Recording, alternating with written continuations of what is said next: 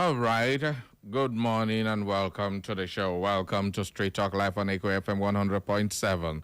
It is the People's Program, the main event on radio. And today we are saying, thank God it's Friday. Everybody's chilling, everybody's cooling down. And of course, the latest stories are up for you this very beautiful morning. Welcome aboard, people. Wow. It's been a very, very whirlwind stroke week for us. Everybody in Nigeria, so many activities happening, going on and on and on. And people have been like, okay, what's going on? Well, today we are going to focus on something. We are going to correlate certain things, comments, and the reality of things and what politicians' viewpoint of poverty is in Nigeria. Yes. So our topic today is poverty, Nigeria poverty level and the politicians' viewpoint. What politicians see as poverty and what we Nigerians see as poverty. So wherever you are this morning, wherever you're watching from, please, we are live on Facebook, we're live on YouTube. You can join us live and let's have your own comments on this thing. Nigeria's poverty level and the politicians' viewpoint. That is what we will be discussing today. Well, it is no longer news. Everybody, or you must have heard or seen the video of Daniel Bwala and his way of seeing poverty and people who travel abroad and all those. I began to wonder whether these people, they think at all. Well, if you listen to the former CBN governor and emir of Kano, Sanusi II, he talked about poverty in the north and religion, how they are connected, how Islam will fade away if people decide to take these poor people and put them into schools, train them, and then they become that. And then we also take a look at what Peter Obi has been saying about the government and what the government is also saying about poverty. So all these things together, we are going to, connect them and find a way to get meaning out of this. So poverty level and the politician's viewpoint. Let's take a look at this together. I don't know if you understand what I'm trying to say this morning. This very beautiful morning.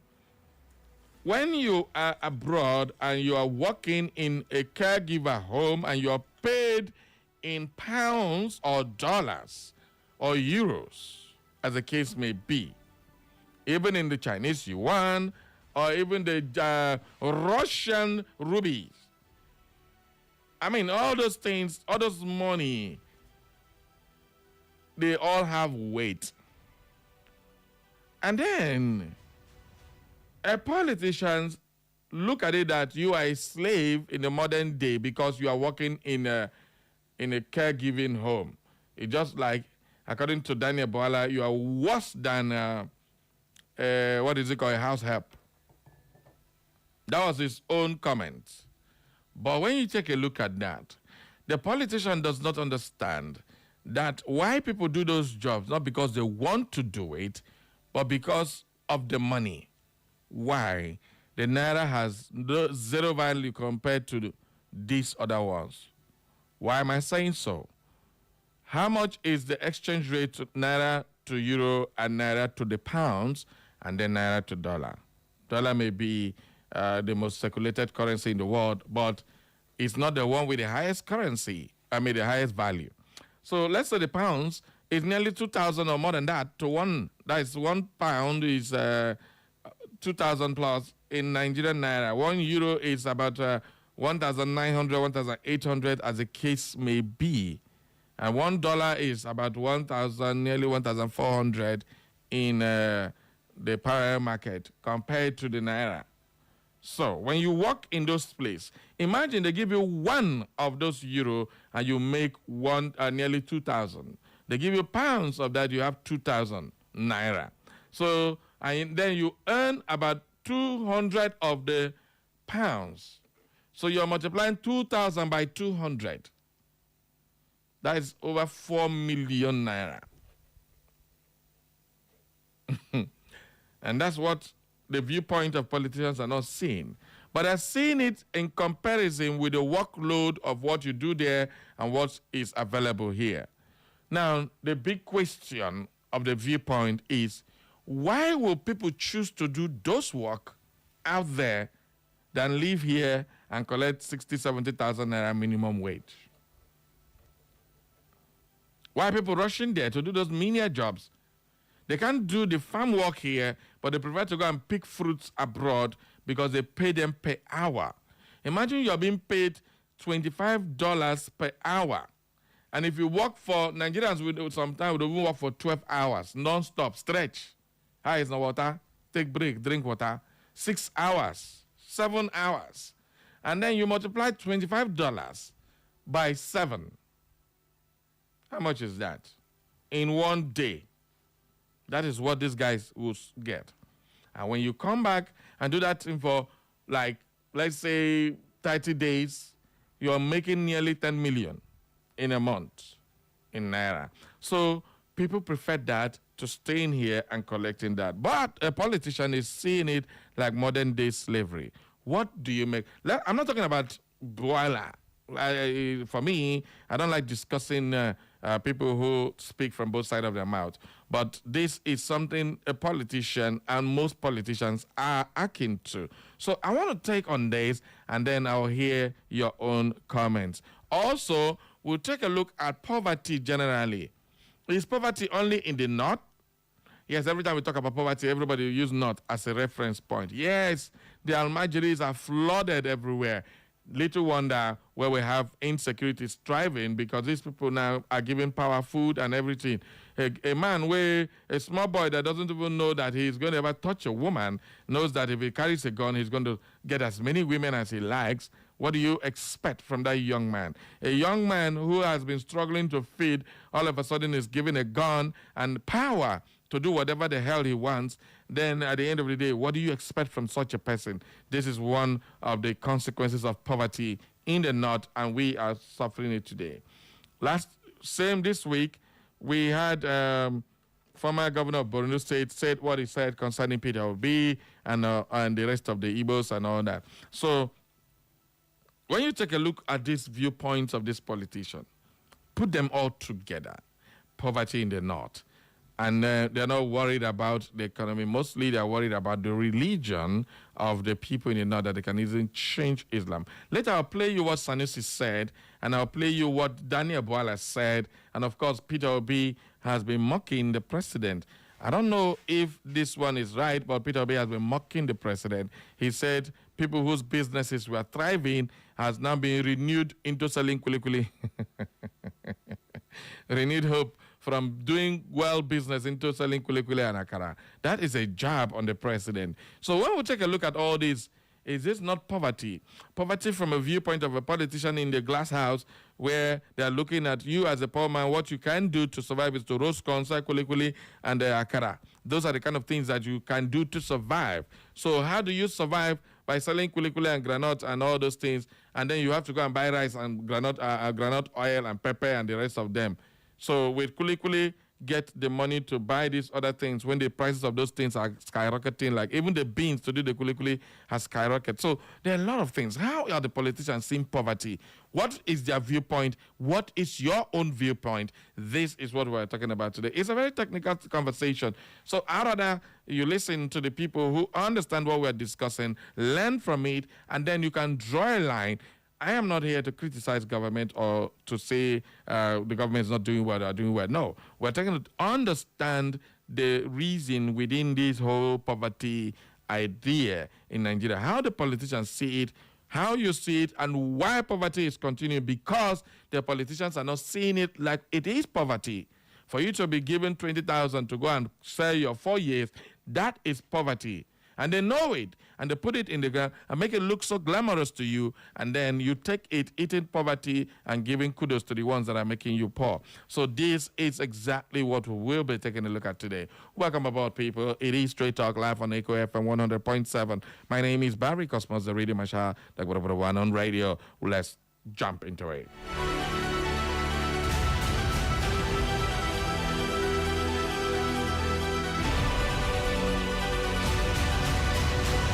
All right, let's just review some headlines quickly, and then we can have your say when the phone lines are open. Well, Tinubu meets security chiefs amid troops' salary backlash. That is on the front burner of the Punch newspaper this very beautiful morning. Now, this is a story. I've been following this story and I'm looking at it, and it pains me. It really, really hurts my feelings because some of us understand firsthand what the soldiers are passing through. How on earth can you be paying a soldier 100,000 naira in this dispensation, and you expect a soldier to carry gun, stay under the rain, under the sun, in the forest, to go and protect people who are taking billions and trillions? Now, they don't even steal billions again, and they don't enter trillions. How do you expect that soldiers who are hungry will give their best? How do you expect a soldier who put down his life for you and then the family cannot live well? A bag of rice is how much? So you're telling me that the soldier will stake his life and then his salary can only purchase one bag of rice? And you expect the soldier to serve you diligently? Why won't the soldier stand on the road and collect money to help themselves? This is exactly the situation with the Nigerian army. No excuses, but this is so sad. Well, reactions have continued to trail the disclosure by the Minister of Defense, Christopher Musa, that Nigerian soldiers now earn a minimum monthly salary of 100,000 naira, where veterans and serving personnel describe the amount as grossly inadequate. And of course, this is as they accuse President Bola of failing to implement a salary increment he promised nearly 4 months ago. This comes as President Tinubu on Thursday evening convened a security meeting at the presidential villa Abuja, comprising the entire military command, intelligence leadership, and top security advisors, including a special advisor on homeland security, Major General Adeyinka Famadewa, retired, whom he appointed in May, just May this year. Now, I just wonder, anytime we hear appointed, it could be one Adeyemi or Adeyinka or Adedis or la. I don't understand, but then that's what it is. A retired soldier, Abdul Isaac, said the current pay could not meet the cost of living. He added that better pay would translate to better performance from troops. It is not enough at all. What is 100,000 naira with the current situation of the country? He can't get to anywhere. They should do better. If they pay more, they will put more efforts into what they are doing, he said. So many people think the soldiers don't have family. So many people think they don't deserve to, before they say if you pay soldiers well, they will begin to do anyhow. That's why they keep paying them that low salary. For God. Then you pay a staff sergeant, a warrant officer, a corporal, or a bombardier in the Nigerian army 100,000 naira. Come on. That is madness. Well, the president said he was going to review their salary, but by how much? We don't know. 4 months have passed since he made that pledge. Husai, nothing mega. Well, we will continue to speak up for our brothers in arms, those ones that are in the forest. And you know what? Guess what? I had a conversation with a soldier one day, and every day they give them some 3,000 as daily feeding allowance. I begin to ask, is it one plate of food they should eat for a whole day? Feeding allowance of a soldier on duty, 3,000 naira for that day. Waiting in one chop. Waiting the soldier go on chop with 3,000. And then akara, did my face in akara, then go buy and roasted corn. God, Jesus Christ, you people are very funny. 1,000 in the morning, 1,000 afternoon, and 1,000 in the night. Really? This is what our soldiers are passing through. So those of you who keep running your mouth against soldiers, yeah, soldiers do this, they're not doing this, they're not doing that. How will they do it with their mind when they are hungry? Well, I wanted to raise the consciousness of this. All our beloved men in khaki, please do your best. We know you're not being treated fairly, but you signed up for this and then protect the lives and property of Nigerians. Please, those of us who know what it means that your father is out there and you may not even see him again. He may just go, and then the only thing you hear is news. They'll come and do sorry for your loss 3 months after you are kicked out of the barracks, and they keep waiting for the gratuity that will come 5 years later. I mean, these are things that soldiers have to pass through. A lot of people don't understand what their families deal with. The wives, that's why there are two things you don't play with a soldier man. You don't play with a soldier man's salary, and you don't play with his wife. Because the wife runs everything. The man is practically never there. If the children turn out good, congratulations to the wife. That's what women who marry soldiers deal with. They are the backbone of every military cantonment you see. So when you see them, respect them. That the reason their husbands are even alive, if you don't know. Because if you think back home, your son is sick, sometimes they will even refuse to tell the man that your child is sick so that the man no go get BP or be distracted, maybe bullet no go touch away in there. These women are super women. Congratulations to all the people. Like they say in the barracks, mata, mata, hey. All right, so let's move on to other stories. State police, governors back reforms, SDP rejects Gbajabiamila on panel. Ibila said Gbaja don't become personal non grata to everything we Nigerians want to do these days. Every time they hear Gbajabiamila, the first thing you remember is fake agency. Well, the president has come out vehemently to defend his chief of staff. He said, let this campaign of calumny against Gbajabiamila stop here. He made it very clear that he has confidence in the integrity of his chief of staff, Femi Gbajabiamila.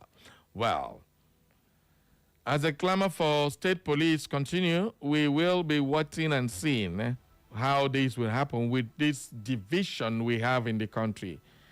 I was, when you go talking with people like Comrade Efagba, yesterday I was with him and we were discussing this, and he kept telling me things that were so scary. So scary. One of these days, we just have to talk specifically with the elders who think that this state police is the worst thing that can happen to Nigeria if it comes to play. I don't know if you buy their idea or you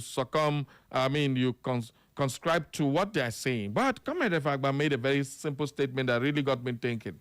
That if you, for instance, an Igbo man, traveled to Kano and every member of the police is from Kano or within Kano axis, and those people decide to mess you up, how would you ever live there?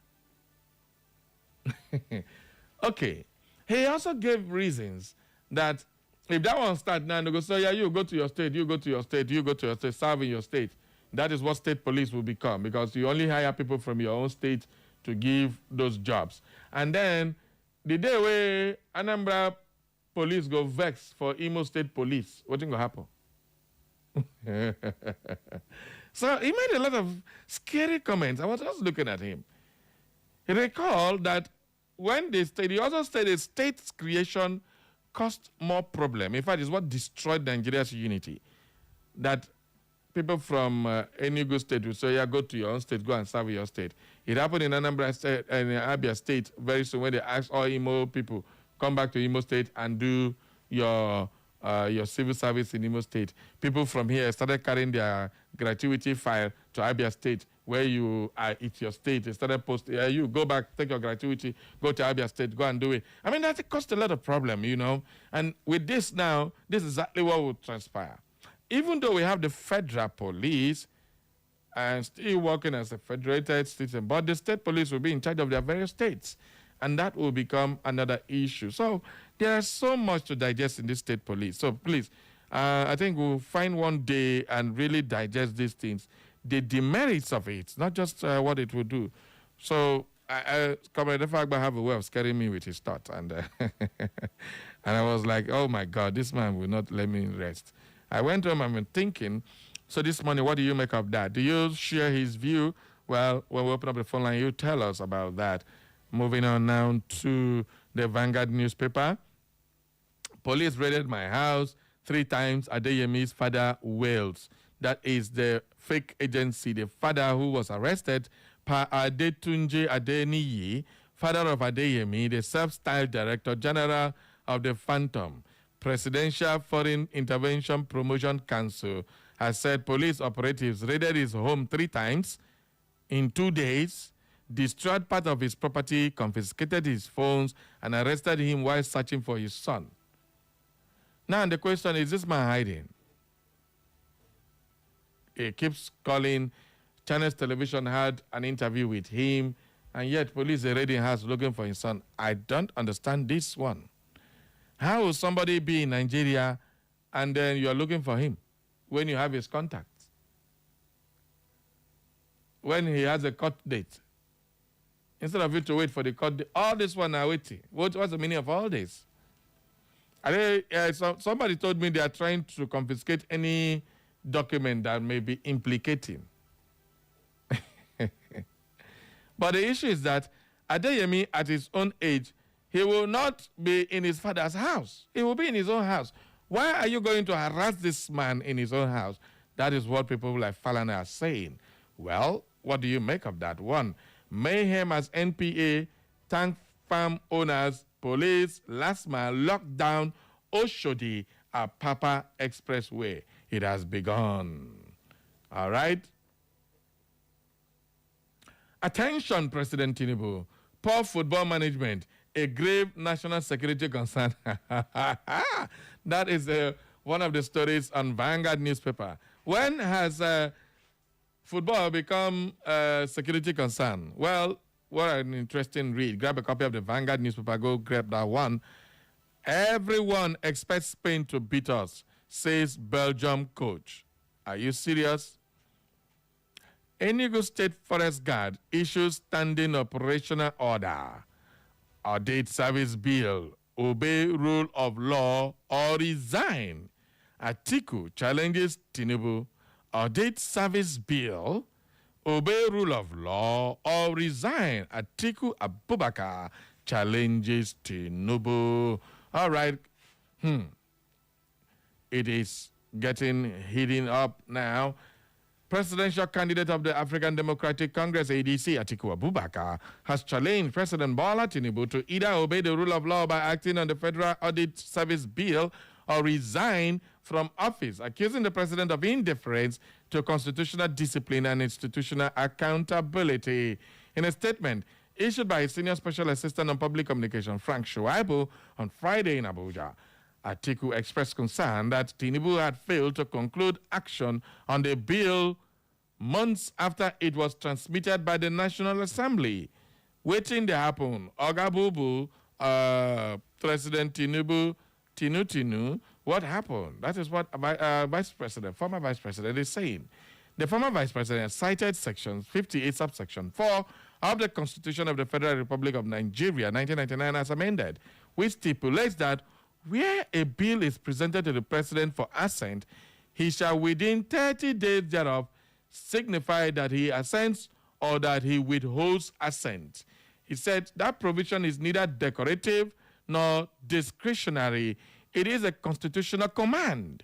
The framers of our Constitution never envisaged a president who would simply sit on legislation indefinitely while governance drift without certainty or accountability. Well, Atiku noted that the Federal Audit Service Bill was designed to modernize Nigeria's audit architecture, strengthen the independence of the Auditor General, and improve oversight of public expenditure, adding that the delaying action on legislation meant to reinforce transparency sends the wrong message at a time when Nigerians are demanding stronger institutions.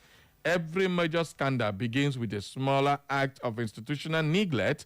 It begins when constitutional provisions are treated as optional, when oversight institutions are weakened, and when those entrusted with enforcing the law become comfortable operating outside its clear boundaries. That is what former Vice President and ADC presidential candidate is saying. Ogatinu, why are you sitting on the audit bill? What did happen? You don't want me to audit you now? Now, waiting, Atiku, they asked Oga Tinubu, Atiti, and Tinu are now at loggerheads of this one. All right, everybody. It is so nice to have Atiku say the right things at the right time at the wrong to the person who is not listening. Oh, me, Tabo. All right, let's take a look at the Sahara reporters Leaked memo. Nigerian police order maximum security at presidential villa. Bar retired officers from main gate ahead of pension protests. On those suburb, I ignored audit queries, legislative directives, failed to produce contract records for 5 years. This is what is happening in the Auditor General's office. Auditor General has started shouting, say, hey, no be me, oh, nay, nay, no be me. He said, now these people, they suburb. They ignored audit queries, legislative directives, failed to produce contract records for 5 years. Auditor General, you don't audit the government of Ondo State, or local government chairman. You don't audit the account. Anyway, that is what people are now saying. Everybody.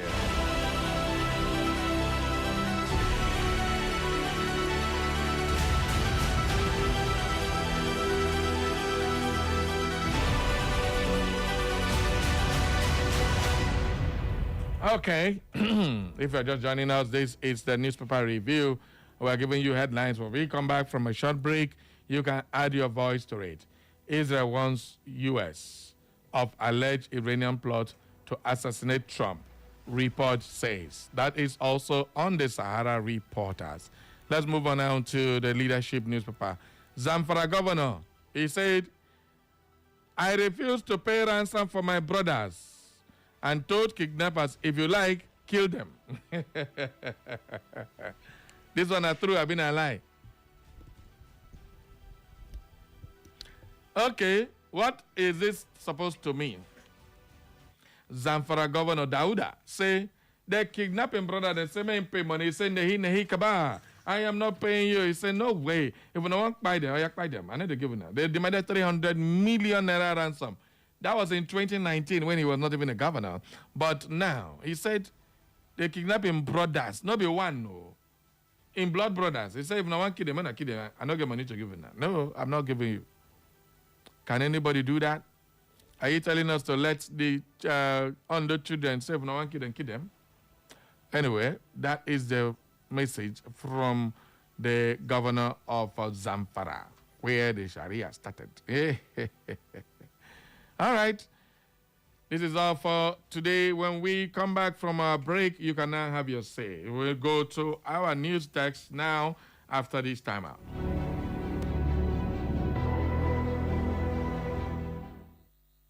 Echo FM 100.7, the fresh news people. Patrick International Sports Shop. Bring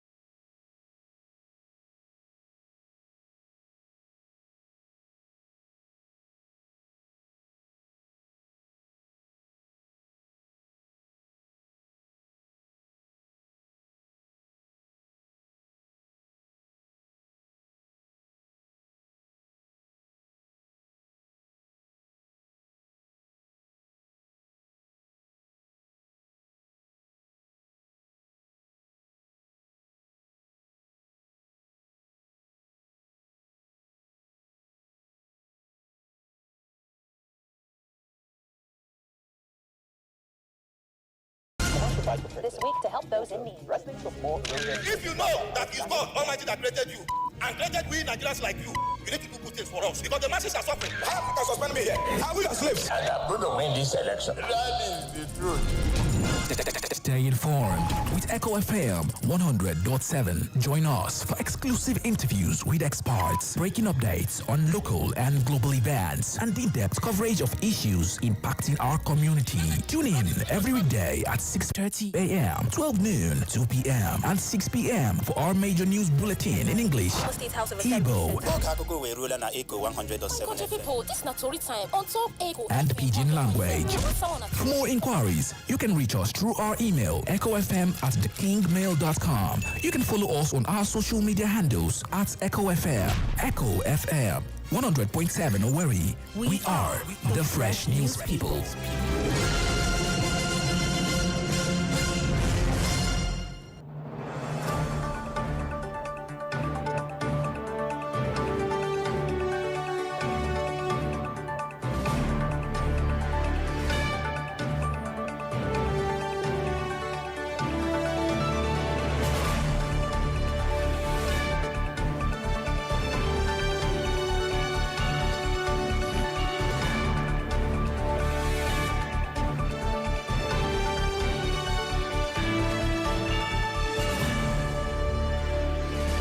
Good morning and welcome to the news update on Echo FM 100.7. Here are the latest stories we are keeping tabs on.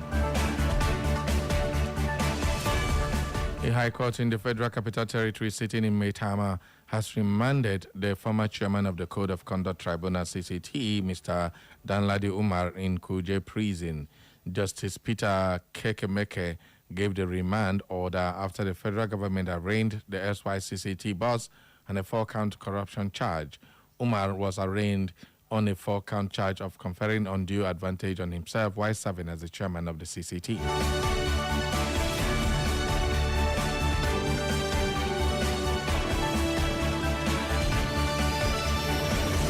Presidential candidate of the African Democratic Congress, ADC, Atiku Abubakar, has challenged President Bola Tinubu to either obey the rule of law by acting on the Federal Audit Service bill or resign from office. He warned that treating one constitutional obligation as optional inevitably weakens respect for every other constitutional safeguard.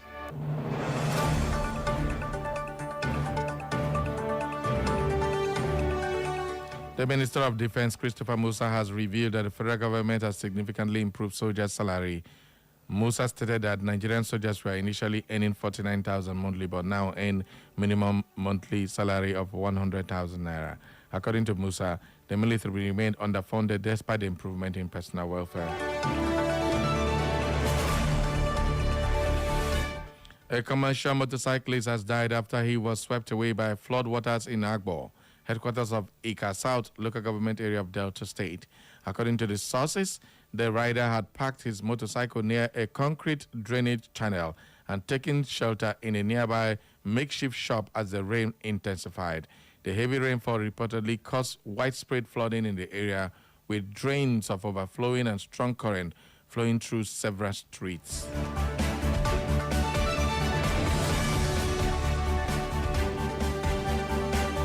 And in the world of business, France has strengthened its partnership with Nigeria to boost agricultural value chains by unveiling the France-Nigeria Agri-Business Club, a platform designed to connect the French-Nigerian business community. Speaking at the event, Consul General of France in Nigeria, Laurent Favier, stated that the partnership would combine Nigeria's agricultural potential with French expertise to position the country as a major agri-food hub for Africa.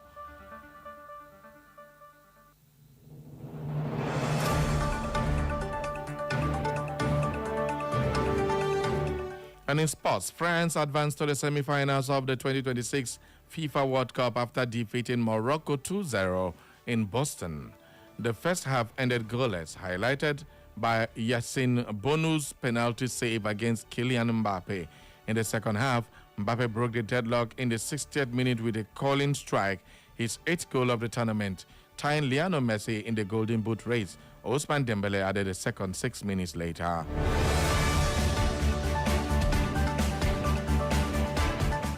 On the foreign scene, the death toll from the Venezuela twin tremor that that struck Venezuela 2 weeks ago has risen to at least 3,889, a government report stated. Nearly 17,000 people were injured in the 7.2 and 7.5 magnitude earthquakes on June 24, while almost 18,000 more lost their homes.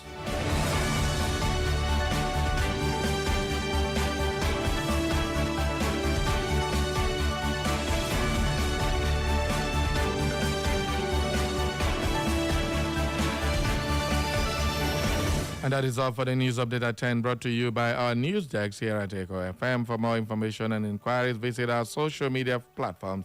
On Facebook is Echo FM. On X at Echo FM 100. On X is Echo FM _Owerri.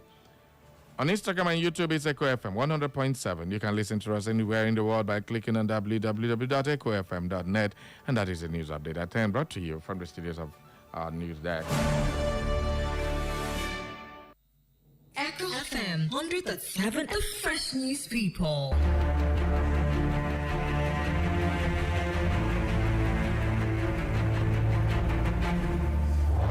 Every day, Every hour every minute, and every second. breaking news occur From our villages, in our cities, new government policies, the economy, politics, social news, entertainment news. security concerns.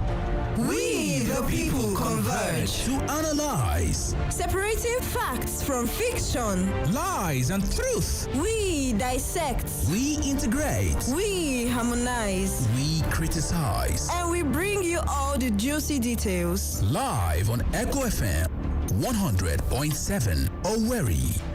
It is Straight Talk. Straight talk. Straight Talk on Echo FM 100.7 Owerri.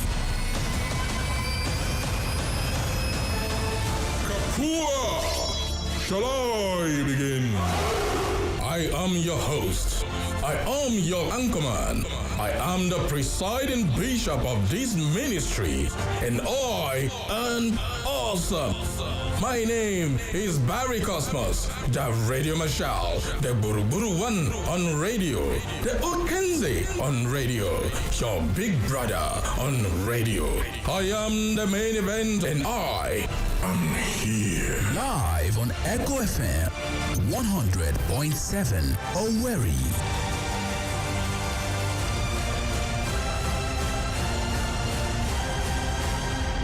Are you ready?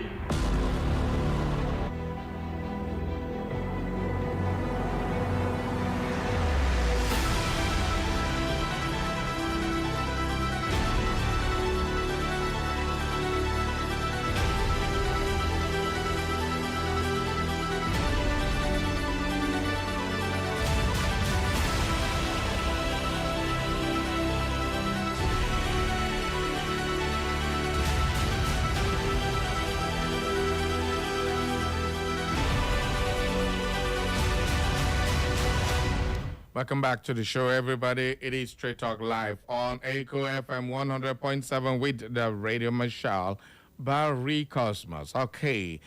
Earlier on, messages flooded in, and we got to take care of that so we don't add them to the new ones that will come in. We start up with the ones on WhatsApp. Okay. Senator Barry Cosmos of Echo FM Green Chamber, still partially unforged. What did I mean now? You don't come home. A beautiful calm day to you. This is Emmanuel writing in from Onitsha Road, a politician's viewpoint of poverty. But you always roll it every morning on your Straight Talk program, Django. We may be hungry, but we can manage our hunger. Senate President Godswill Akpabio, an ardent politician, once said during a protest, while you people protest out there, we are here enjoying ourselves. So what else do you want to know about Nigerian politicians? They know we are poor because our timidity. Why should they not complain of hunger? Why would you say that, bro? They have not seen anything yet. Come on, that's not nice. That's not nice. They are complicit to a lot of rancor in Nigeria, so let them face it until we ride up and take our destiny in our hands. Then let's continue to manage our hunger. That's the politician's view of poverty. Message in Nigeria. I greet you for being there. Thank you very much. But, Ogami, I'm not comfortable with this statement to say, why should they not compare?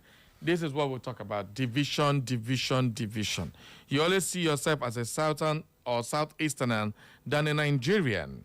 The Northern man sees himself as a Northerner before a Nigerian. And this is exactly what the politicians capitalize on to keep putting you in this quagmire of poverty. And you keep fanning it, blowing the flames to keep burning. Well, comments like that will show that we are not one, and we don't even want to even think that we want to pretend to be one. All right. Good morning, Barry. The Radio Marshal, the One, and Prince Chi Edozie on Womere, writing from Owerri. Barrio, there is no comparison on this as regards to this issue. The truth is that abroad is more benefiting than Nigeria. Look, Barry, these people in this government is very wicked to their citizens, and they don't want you to survive as Nigerians. They are even annoyed in that one meal you take. Okay, they are even annoyed in that one meal you take. My brother, this government is the worst among our best. Barry, election rigging have destroyed this country. That is why we have these kind of bad leaders in Nigeria. Having said so, Tinubu saying that he trusts his chief of staff, but we in Nigeria doesn't or does not trust him, even him, Tinubu. In fact, Tinubu and his corrupt government have destroyed Nigeria as a country and also destroyed Nigeria's democracy. Nothing is working again in this country. This government is a total failure to all integrity or entirety. Okay, that's what you want to write. This is what Mahmoud and co did to Nigerians. My brother, Nigeria is in a big trouble. May God save us. I rest my case. I'm Prince Chi Edozie Onwomere. All right, poverty is a situation in which someone does not have enough money to pay for their basic needs. Unfortunately, in Nigeria, we don't even have, not to talk of having enough. The reason why people travel abroad to work is to earn dollars, pounds, etc. because of the terrible state of the Nigerian naira. These politicians pretend not to understand what an average Nigerian is going through because they smile home every day with bags of money meant for the people. The minimum wage is not functioning, especially in the states, not to talk of local government.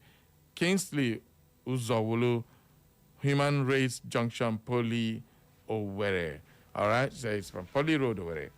Let me take one more before we go back to our phone lines.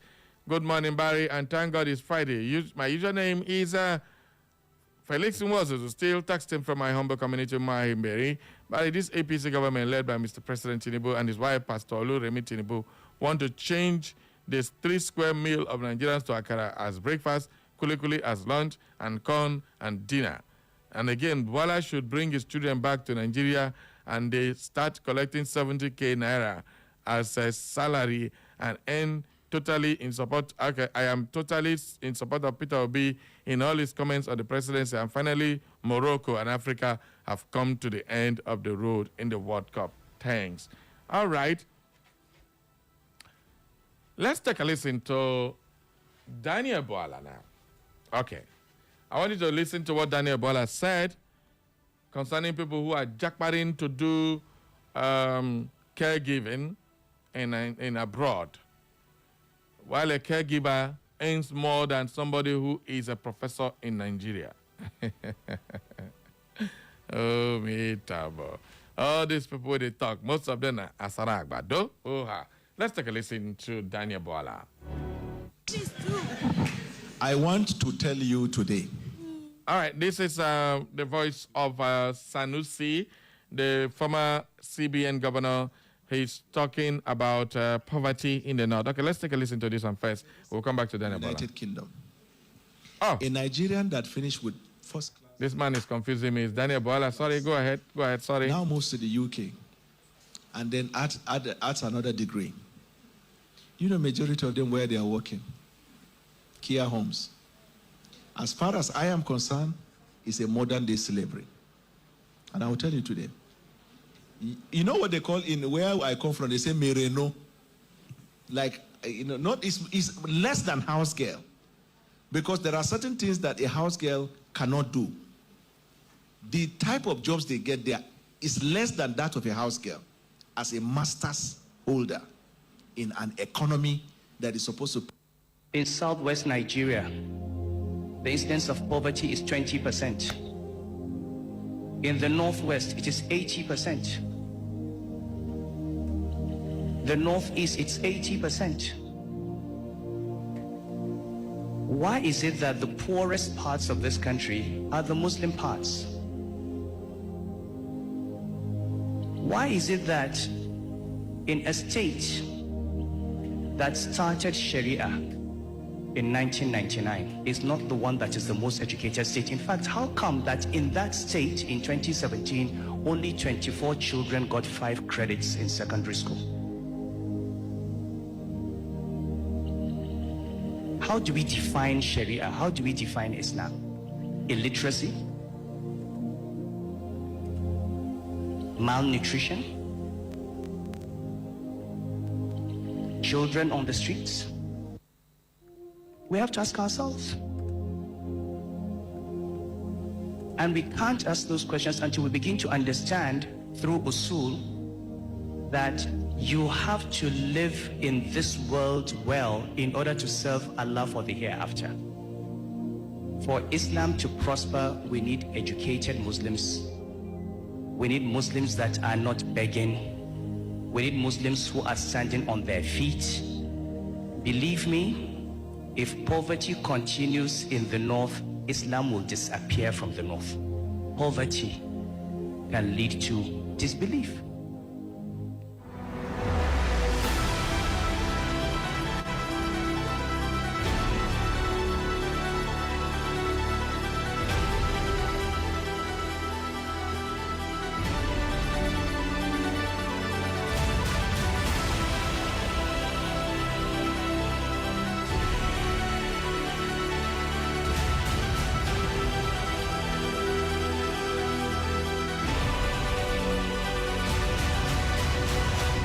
Welcome back, people. That was the voice of Daniel Bwala and the former CBN Governor Emir Sanusi, who we are now talking. Well, you had Daniel Bwala say they are even worse than Merino. Merino is even better than a house girl. And these people who do those jobs there, forgetting that poverty is a disease. So I want to hear your take. I've been talking all day, so it's time for you to holler. 0911 20022 0707 454 1014. The poverty, Nigerians' poverty, and the politicians' viewpoint, that is what we are discussing today. Let's get your thoughts. Good morning. Good morning, Amma. Happy Friday to you.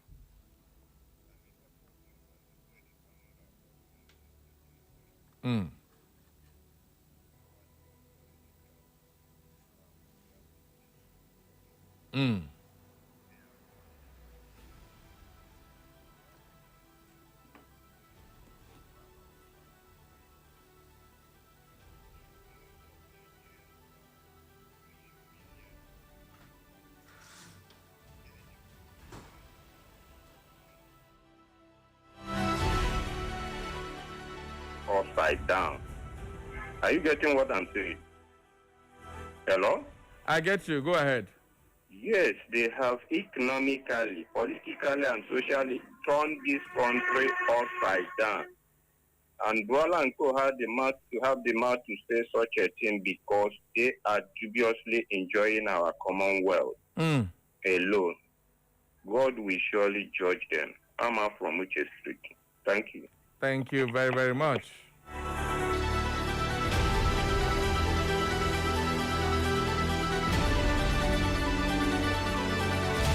Good morning. Good morning, the senior citizen.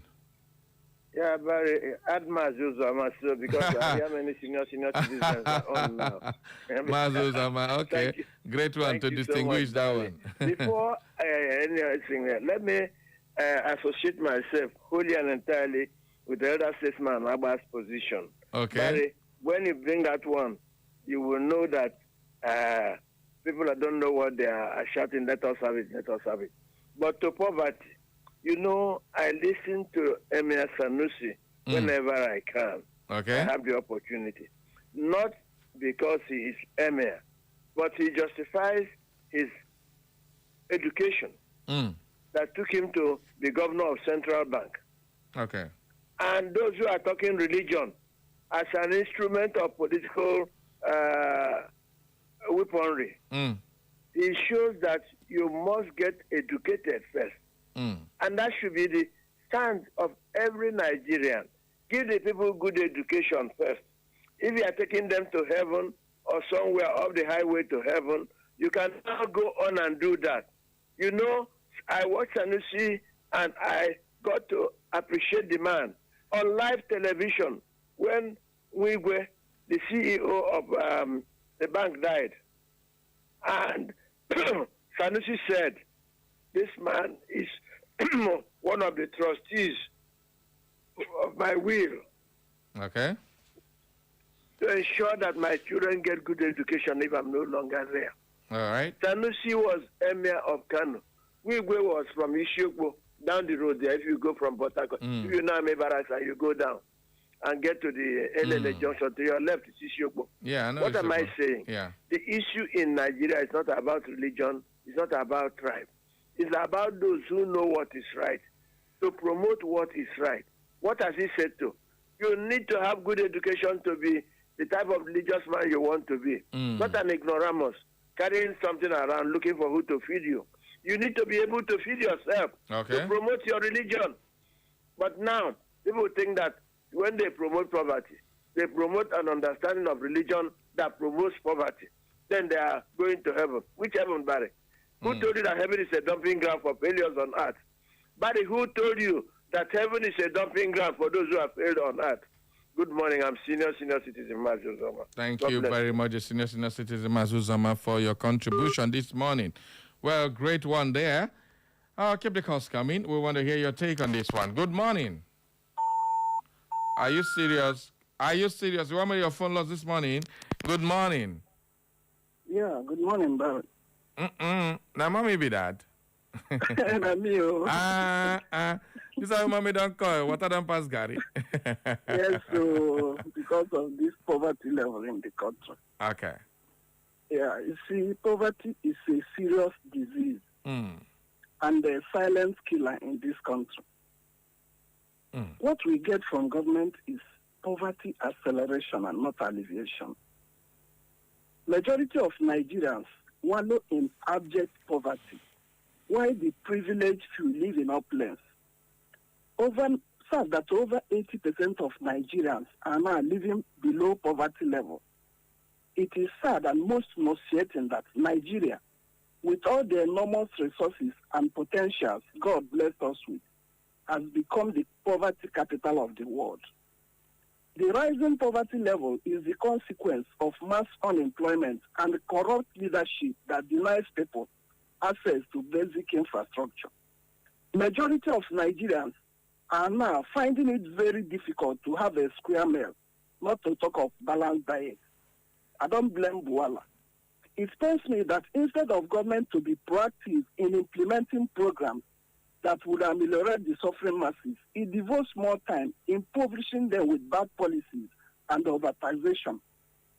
Let government create an enabling environment for businesses to thrive. Let government cut down high cost of governance. Mass literacy programs should be embarked upon since education is a powerful weapon against poverty and encourage farmers. Finally, we need a paradigm shift so that the status of ordinary Nigerians will change and they have a new lease of life. Thank you, Barry, and have a nice weekend. Thank you very, very much, ma'am. Hello? Hello, good morning, Barry. Good morning to you. My name is Chitu Baj, and I usually call for man on this Nigerian soldier. Put us 500,000 naira per month. I know that this will not even be enough, but then elementary economists actually taught us that one of the factors that is responsible for increasing the minimum wage is the risk involvement. And when you consider the risk involvement of an average Nigerian soldier, you will see that it is enormous. And that's why I want to say that a comprehensive life insurance scheme will be introduced for them, such that should any one of them be killed, just like we've been noticing in recent times, the family will have somewhere to fall back on. That is my honest and candid submission this morning. Thank you very much, and God bless you. Thank you, Chief. Good morning. Yeah. Good morning, Barry Cosmos. Good morning to you, sir. Welcome aboard. How are you this beautiful Very morning? well, very well. Go ahead. Yeah. I'm Prince Chedese Woman. I'm calling from over. my brother, a lot of people have spoken well. And the fact, there is nothing to commend this very government on. Yes, there is nothing, because they have really failed in all ramifications. They have failed in economy, in security, a lot of things, giving dividend of democracy to Nigerians. They have failed. So, and Barry, I always get annoyed when I see the situation of this very country, in the sense that our votes do not count. Because from the look of things and from the way people talk, you can understand those that have the interests of Nigerians at heart and those that are seeing Nigeria as the place they come to exploitation ground. They are living on abroad. Like this very dweller that says this, and trace him now. He will say that his family is not living here. His wife and children, maybe they are in abroad, and he is using here as a place. When he comes here, he loots and go back to abroad. That is the truth. All right. Yeah. So, but when you see Sanusi now, you can understand that this man is saying the truth and nothing but the truth, and that he wants to see Nigeria work. Yes. And that reminds me when he was, during the 2023 election, he wanted to give analysis about these three people, P2B, Atiku, and this Tinubu. You can agree with me that he never supported this Tinubu. He foresaw this coming, this very hardship, this very exploitation, this very looting and all that, and mismanagement of public funds. That is the truth. My brother, let me use this very opportunity to tell Nigerians, let us clamor for real-time electronic transmission of results, and let our votes be guaranteed, free and fair election be guaranteed. If we happen to succeed in having free and fair election in Nigeria, Barry, a lot of things will turn around. People with credibility, you that is Barry there, always, based on your analysis, I know that you want to see Nigeria work. People like you that have the same mindset with P2B and a lot of people will now come into power. Then, and make it work and make Nigeria work so that every right-thinking Nigerian that wants Nigeria to work will see it work by the grace of God. All right, thank you, you. but I rest my case. Thank you. All right, thank because you, Chris. election rigging has done us more harm than good. Okay. Thank you. God bless. Thank you. All right, everybody, just listen up. Let me give you some information. Probably you're not very privy to this one, but listen up and let's get some poverty index in this country. While we're taking a look at this, is because the politicians view poverty, they deflect.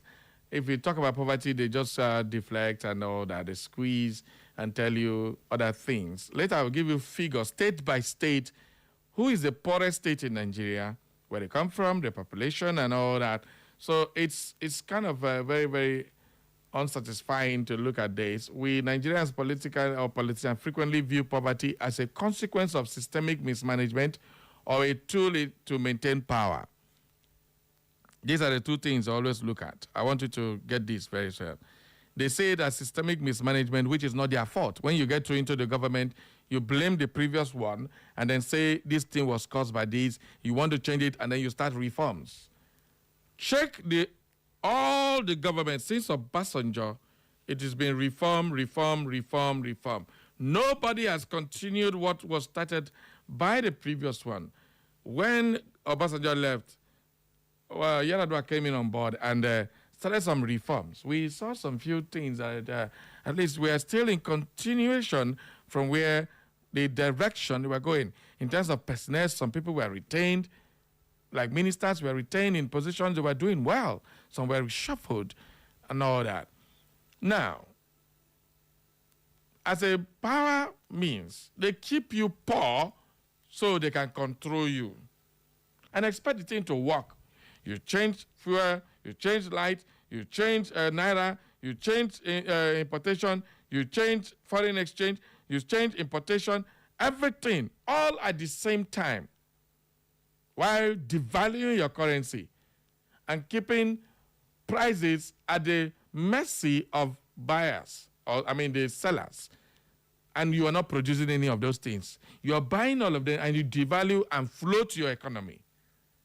This is the consequences of poverty. This brings about poverty. There's nothing anybody will take. And when you can no longer manage what you think you can manage because it's been proposed to you that this will work, it will work, you cannot make anything work when you don't control the metrics. It's as simple as that.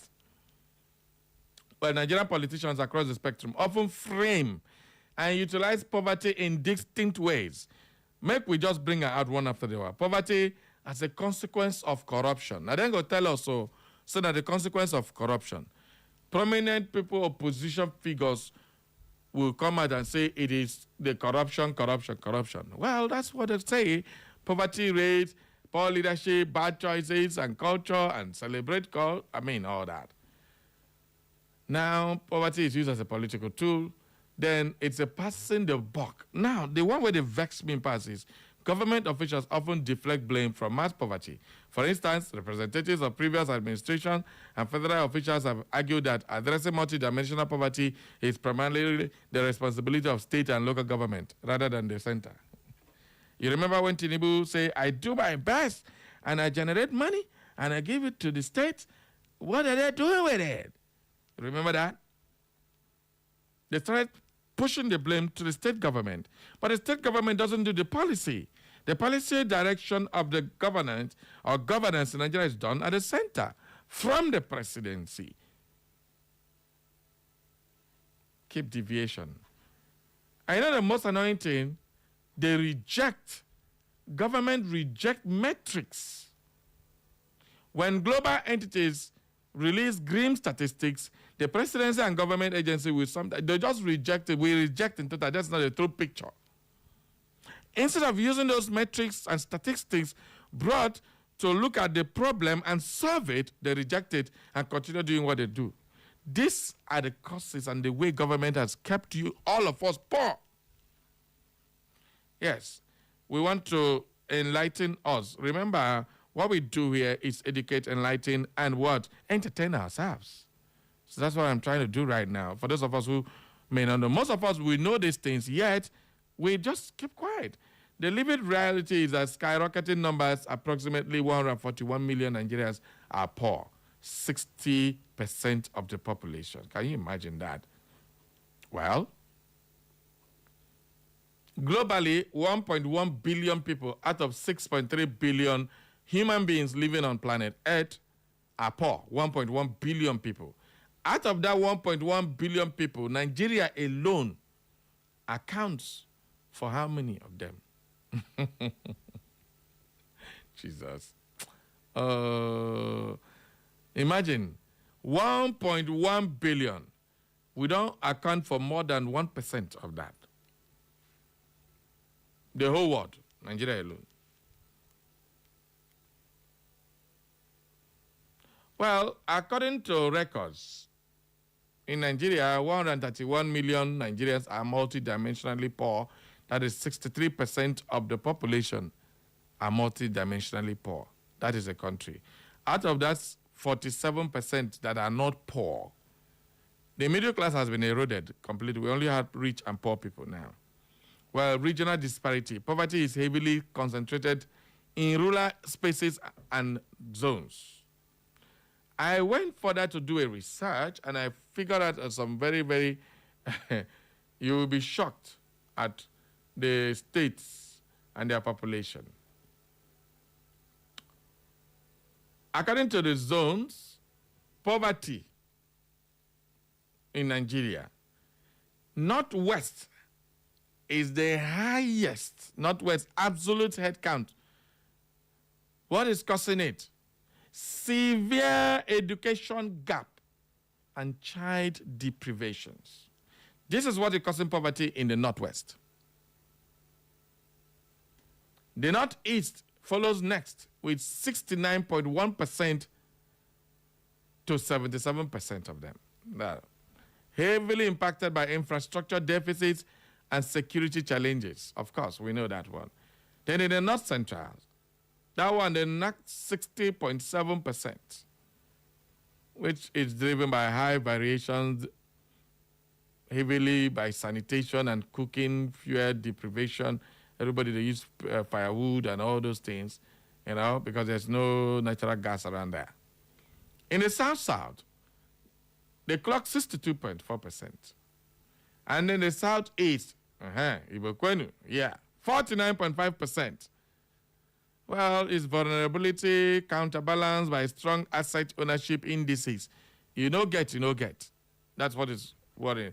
Where the Southwest account for the least, about 49.8%, and of course, it's still poorer. The Southeast is the least poor region in the country. Now, let me give you also statistics state by state. Yes, I told you I was going to give you state by state. Do you know the state that is the poorest in Nigeria? The poverty rate is 90.5%, highest in the country. It's the sixth head caliphate of Islamic religion in Nigeria, Sokoto State, where the Sultan of Sokoto lives. That is the state with the highest poverty index.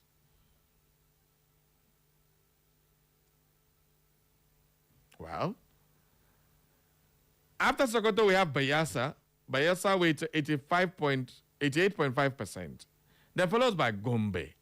Jigawa, Plateau State, of all places, is fifth on the poverty index. Yobe State is sixth. Kebbi is seventh.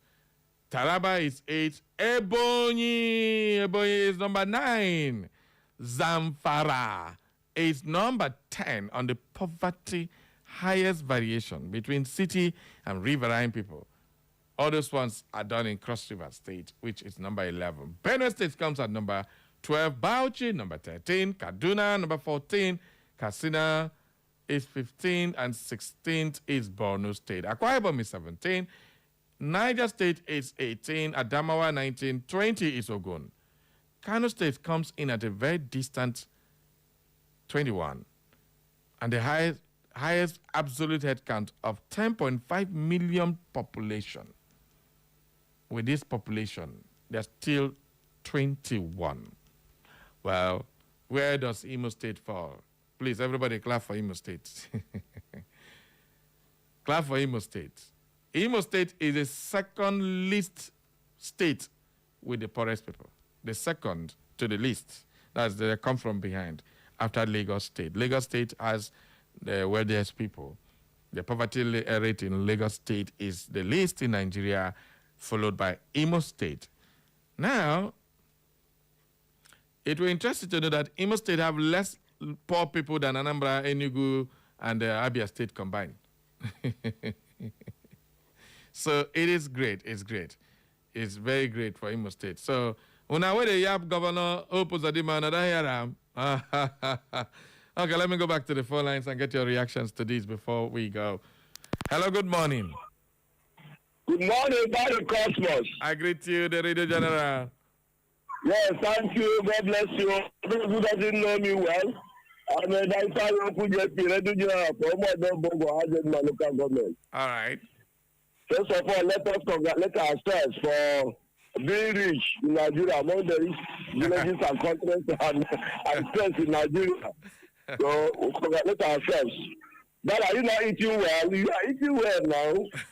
So thank God. Okay. So I want to say that comparing our people outside here and those that are working in the country here, there's no way you can compare the two people. Let me use that language.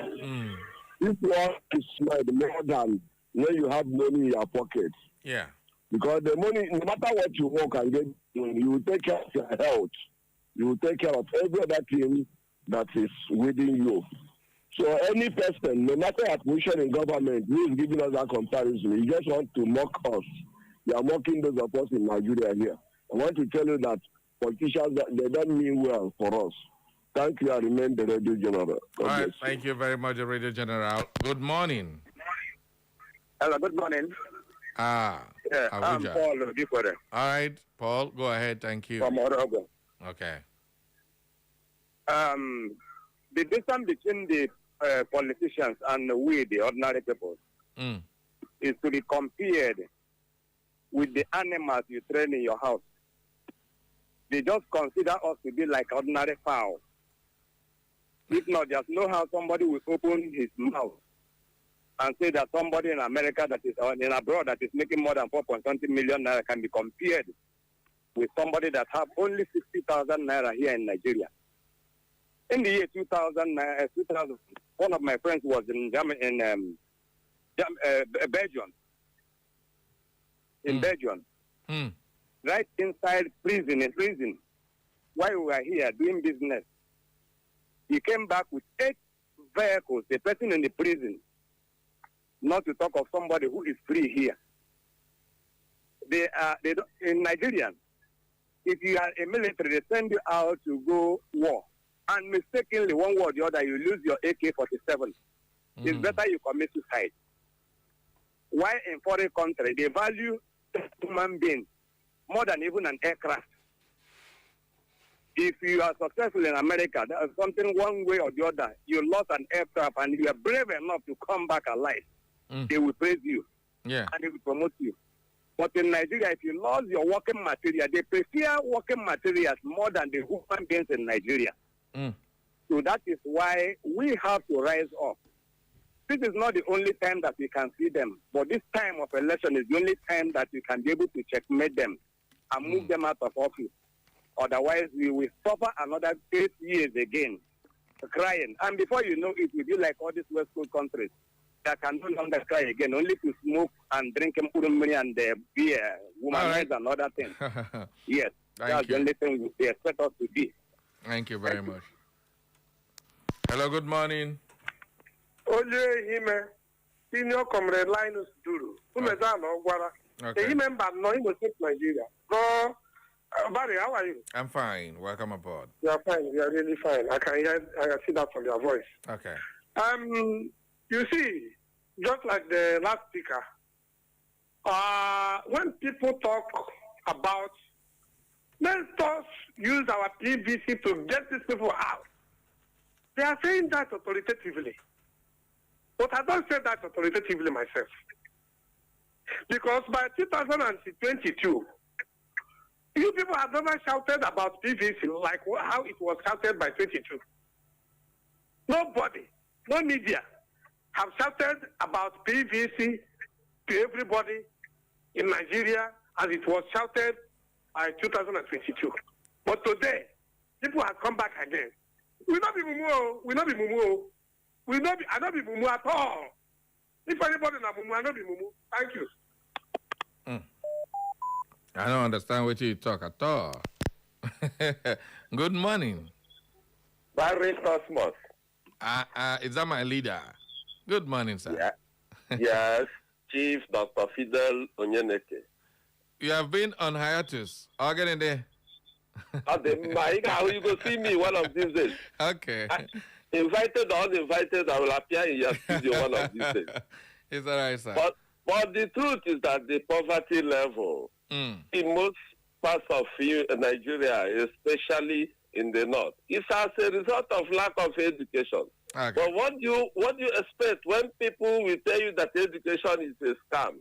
When people will tell you that they are fighting against education, destroying the school system and so on, how do you expect them? How do you expect their poverty level not to go down? I mean, high rate of poverty. That's what I'm talking about. Be that as it may, until we have quality education, imbibe it, accept it as a way of life, you will discover that poverty level will be reduced minimally. But I must commend Imo. I thank Imo. You've already commended Imo State. So let us continue to strive so that the place, our state, Nigeria, will be a better place for all of us to live in. Thank you very much. I'm Fidel Onyeneke. Barry, I salute you. Thank you very much, sir. Well, let's get some messages on our Facebook. Mega Tonero Sujib Obilo says our leaders are so insensitive that they don't want the poor to breathe. Poverty is ravaging the country, both in the north, east, and west. The poor is getting poorer and the rich are getting richer. And that's how our leaders want it to be, so that we will continue to beg them, lick their boots and lick their feet, answer them, sir, till eternity. Check out the exchange rate. No conducive environment for the masses to progress in their private businesses. Harsh policies just to wicked the common man. No social amenities, no subsidy in any sector, and they still want us to believe in them and vote them in again. God go shame all of them. All right. Here's the Nayagwaro says Barrio, the AI radio machine. You tell me AI. How you got it? And I don't carry come again. Thank God it's Friday. And happy Friday. Thank you very much. He said, you vehemently refuse to respond to my private chats with you. That is suspicious. I got me no vex. I've been a little bit off my phone for a while now. Sorry. Your Barrio Boala is a prisoner of his conscience. What basis is comparing 60K salary in Nigeria, which his principal has turned into a criminal enterprise, with someone working as a butler earning 2,600 euro or pounds in Sena climbs? Hasn't he known that it is better to be a gate man in heaven than a prince in hell? Come to think about it. Imagine military personnel earning 100,000 naira, and you are asking why those abducted school children are still held captive. Threat is not a democratic tool, but a demonic norm. So any government that indulges in threatening citizens is, to say the least, demonic and is living on borrowed time. It is unfortunate. The people's elder have spoken. All right, thank you very much, Elder Chijoke. Julie Nasike says, good morning, my eloquent and majestic Barrica. See what is happening to all the opposition parties, and the threat on the life of the most contending candidate, Mr. Peter Obi, is not only disgusting but disheartening and unheard of. Are we really having democracy in this country? If yes, where on earth did we copy this type of democracy? Why is the present government concerned with remaining in power without caring about the governed? Very many kidnapped school children and their teachers are still in forest. Nigerians are full of lamentations, yet the government is showing no concern about the governed. Please and please, let nothing happen to Mr. Peter Obi, who knows what Obasanjo saw. He warned last time that another civil war is looming in the country. Nigerians, are we there? Can we afford it? Isn't Lady Julie Nasike is asking that big question. Can we afford another civil war? Let not civil war come in my lifetime. I don't want to see it again. All right. Now, it is so funny. Well, Collins Chinonso says, good morning, my good friend Barry and the listener. Collins Oswago, a.k.a. Motion, texting from Imopoli. My advice to the federal government is that they should know that a hungry man is an angry man. I rest my case for now. Motion from Imopoli. Let's take these other ones on our WhatsApp. This one says, good morning, Ogabari. Sokoto State is currently the most poorest state in Nigeria. The state has a multidimensional poverty rate of 90.5% according to the National Bureau of Statistics. Unfortunately, it is the state of that houses the Sultan. Imo State ranks among the richest states in Nigeria, but we need more development. Ogabari from fitness coach Mike Shred, New Owerri. Thank you very much. This other one says, good morning, Barry. This is one guy who Nemeka texting from Owerri. Soldiers' salary. I think the best thing is for all politicians, including Boala, to enroll their children and family members into Nigerian army, so they will be collecting 100K as salary, and Boala should bring back his family members, including his children, from abroad to Nigeria. Let them come and earn the 60,000 monthly. Clueless leaders who are not bothered about the welfare of the citizens. Rubbish. That's how you wrote it. All right. By the Ogboni Nisha of Echo FM, Ali Modi Sharif has suddenly come out from his cocoon to start casting aspersion on Mr. P.O. It is so unfortunate. If you know the background of the likes of Alimodu Sharif, you will know that he is playing on the terrain he knows very well. He introduced criminality and thuggery into the northern politics. Now he wants to spread it across the northern region. Too bad. All right. Eda Chideko also said they operate in this kind of environment of naivety and ineptitude. In a very senile government, such people wouldn't have a place. It is only a fool who lives upon his own misunderstanding. Elder Chijoke sent in that one. He also said, Daniel Bola is not worth discussing because he's fake or AI. Someone who speaks from both sides of his mouth, why make him look reasonable? Please, let's discuss something more important matters. Thank you very much. Good morning, Mr. Barry. Sam Loco once said, when a red cap is placed on a useless man's head, it becomes calamitous. Oh, it's hardly to see a man with red cap that thinks wisely. Our three arms of government has failed us due to red cap people we voted. Klinsman from Umugoma. I don't know what the red cap people do you now. All right, we have this one. Bonjour, Barry. I still remain Ejiko Bonna. From the good people of Amapuru, Idere Izombe. Barry, the high level of poverty in Nigeria is nothing to write home about, and this present government is doing nothing about it. People die hunger every day. Only the Almighty God will see us through. Do have a great weekend, my brother. Okay, I'm going to leave you with the voice of Peter Obi.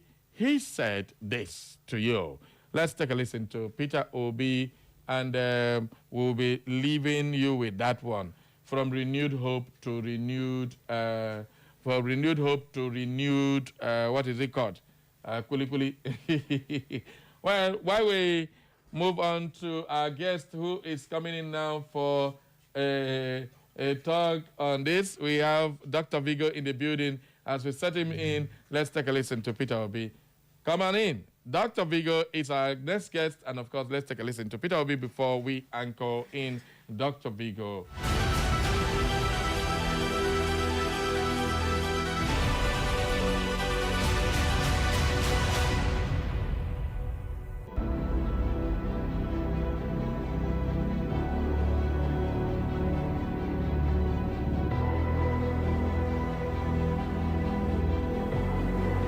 All right, well, they say time is not my friend now. Let's just go straight to Dr. Vigo.